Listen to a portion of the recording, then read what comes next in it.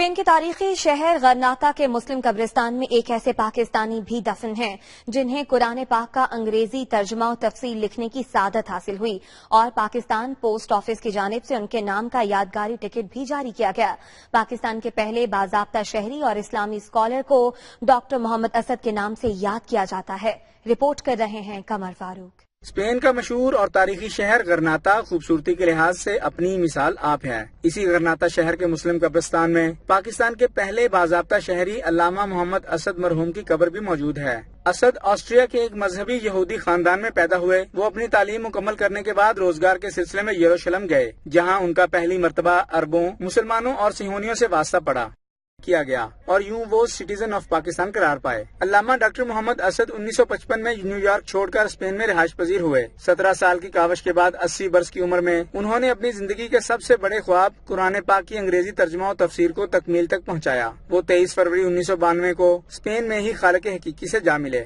बहुत ही मशहूर शख्सियत हैं जिन्होंने पाकिस्तान के लिए और आलम इस्लाम के लिए बहुत ज्यादा खिदमत अंजाम दी और आज हम ग्रानादा में इनकी कब्र पर मौजूद हैं और हम देख सकते हैं कि इनकी खिदमत के बदले में हमने इनकी कब्र की कोई तवज्जो नहीं दी। हमारा सफारतखाना यहाँ पर मौजूद है, हमारी गवर्नमेंट है और ये हमारे सफीर रहे हैं अक़वाम मुत्तहिदा में और इसके अलावा इस्लाम के लिए इनकी बहुत ज़्यादा खिदमत है।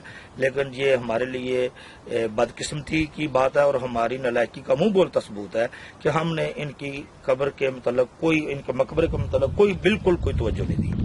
और मेरी गुजारिश है गवर्नमेंट पाकिस्तान से और सफारतखाना मैड्रिड कि इनकी ये जो कब्र है इनके मतलब कोई बेहतरी के लिए कोई काम करे।